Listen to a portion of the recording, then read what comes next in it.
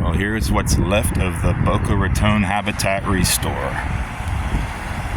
I drove by here the other night, I think it was Wednesday night. The front was still there, the windows were still there, the doors were still there. The roof was already gone like the way it is, with the rafters still there.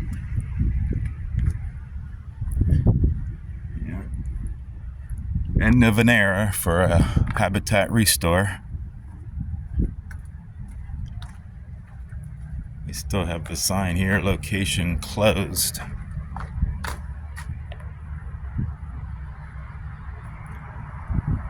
Wonder if they're going to tear all that down too.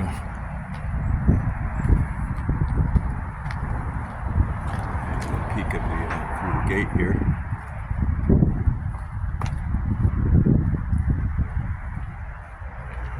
It's like the fire sprinkler system piping is still in there.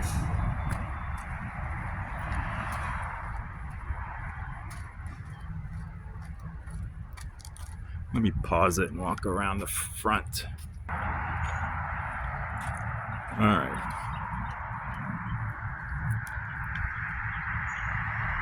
Yeah, I don't know if they're gonna tear that other part down over there. That looks to be 2 stories. I don't think they're gonna tear that down. Here we are.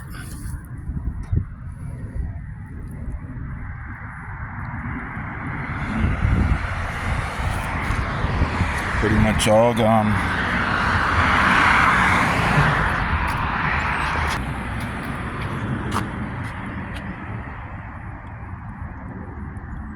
I discovered this location back in 2005. I don't know how long it was here before that.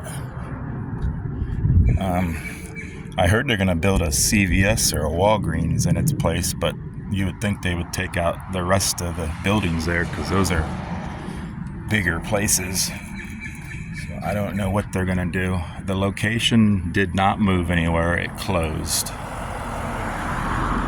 So that's one less location in this county.